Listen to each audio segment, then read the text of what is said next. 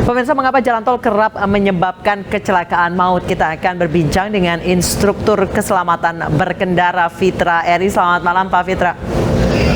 Selamat malam, Anissa. Baik, Pak Fitra, sejauh ini sebenarnya kalau dari kilometer 673 itu berarti sudah berapa lama perjalanan dilakukan? Kalau misalnya kita andaikan dari Jakarta tanpa stop,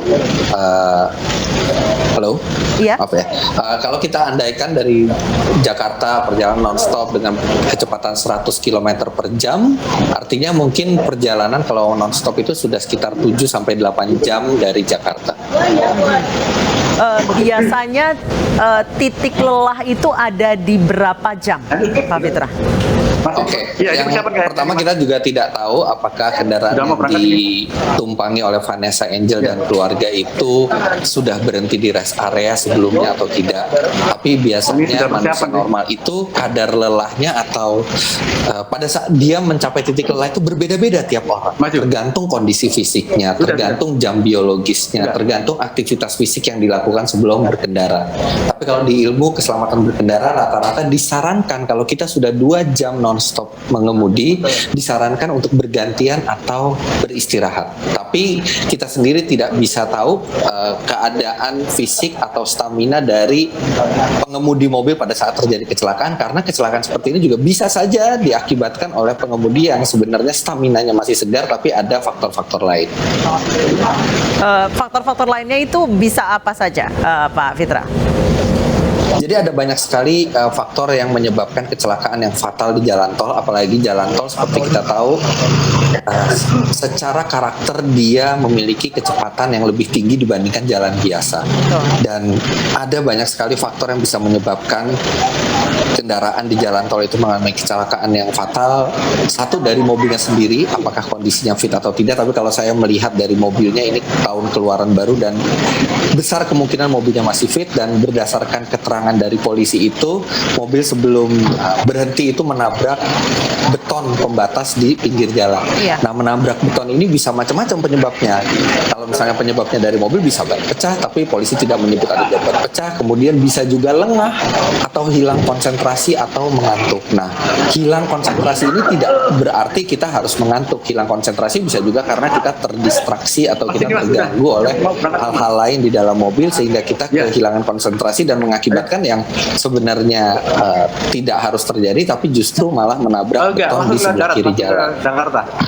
Baik, Pak Fitra, tadi Anda mengatakan bahwa memang bagusnya itu 2 jam. Jika kita lihat tol Trans Jawa, kemudian ada beberapa di antara Cipali, terus mungkin ini yang tol juga Jombang, ini kebanyakan jalannya lurus dan itu semacam disalahkan oleh pengemudi, katanya membuat ngantuk. Sebenarnya berapa ngaruhnya sih jalan lurus itu ke konsentrasi pengemudi? Oke, jadi ngantuk itu bisa disebabkan karena memang kita sudah terlalu lelah atau aktivitas kita sudah terlalu banyak atau jam biologis kita memang di jam itu mestinya kita tidur. Tapi ngantuk juga bisa disebabkan oleh faktor-faktor lain. Salah satunya faktor psikologis. Kemudian ada juga faktor suara. Ketika manusia itu mendengar suara yang konstan, seperti kalau kita naik kereta api, ada suara konstan ban menginjak rel, kemudian suara konstan angin, suara konstan deruban di jalan, itu juga bisa membuat ngantuk. Nah, ngantuk ini berbeda-beda penyebabnya. Baik, Pak Fitra Eri, kita tahan dulu sebentar. Jangan tutup sambungannya karena ini ambulans baru saja berangkat dari Rumah Sakit Bayangkara Surabaya menuju Jakarta dan jika perjalanan dilakukan sekitar 10 jam oleh ambulans berarti akan sampai sekitar dini hari nanti, mungkin jam 3 dini hari nanti, dan jenazah akan langsung dimakamkan di tempat pemakaman umum di Srengseng, Jakarta Barat pada pukul 9 pagi.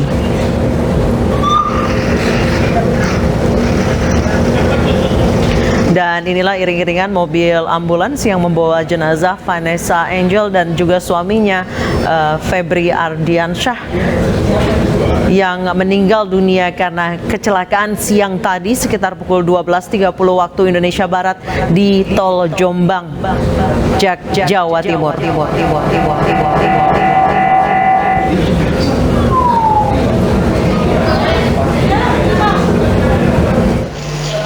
Yang berapa kan? Baik, inilah iring-iringan mobil ambulans yang membawa jenazah Vanessa Angel dan juga suaminya Febri Ardiansyah dari Rumah Sakit Bayangkara Surabaya menuju Jakarta. Baik, kita kembali terhubung dengan instruktur keselamatan berkendara Pak Fitra Eri. Pak Fitra, tadi Anda mengatakan bahwa si jalan lurus itu seringkali disalahkan. Ternyata bukan hanya jalan lurus saja, boleh dilanjutkan tadi deru angin, kemudian suara ban mobil, apa saja yang bisa memang bikin konsentrasi pengemudi itu hilang?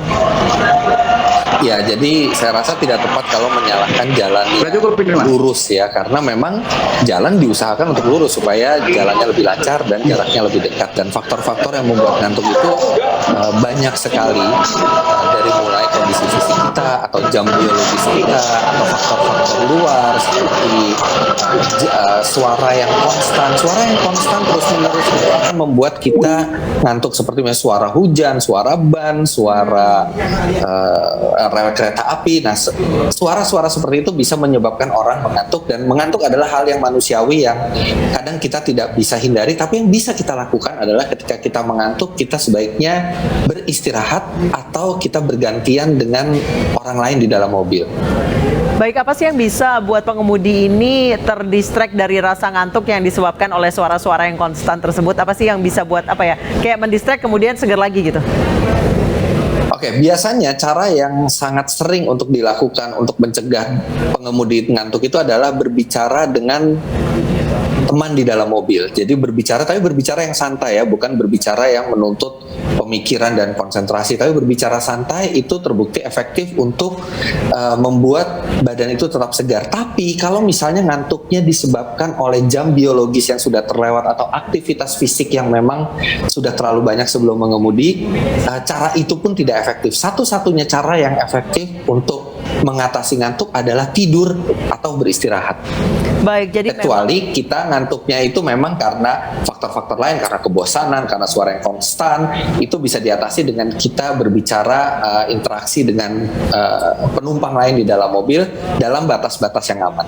Baik, dikatakan bahwa suami Vanessa Angel ini meninggal dunia karena memang mobil itu terhantam di bagian kiri, sementara Vanessa Angel, mohon maaf, terlempar dari sekitar 11 meter dari lokasi kecelakaan.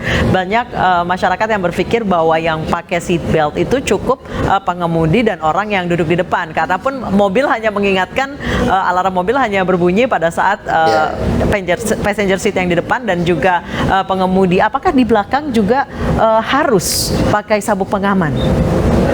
Oh, tentu saja, karena baik penumpang depan maupun penumpang belakang bergerak dengan kecepatan yang sama di dalam mobil yang sama. Ketika terjadi impact, mereka juga akan mengalami G-force yang sama. Dan kalau kita memakai seat belt, maka lebih besar peluang kita untuk selamat ketimbang kita tidak memakai safety belt. Makanya di negara-negara lain, terutama negara-negara maju, seat belt bukan hanya diwajibkan untuk penumpang depan, tapi juga untuk penumpang belakang. Dan saya rasa sudah saatnya juga kita itu mewajibkan seat belt tidak hanya untuk di depan, tapi juga di belakang. Dan anak-anak juga sebaiknya menggunakan child seat supaya mereka bisa terikat dengan aman ke mobil. Baik, terima kasih Fitra Eri, instruktur keselamatan berkendara, telah berbagi informasinya bersama kami di iNewsroom. Selamat malam.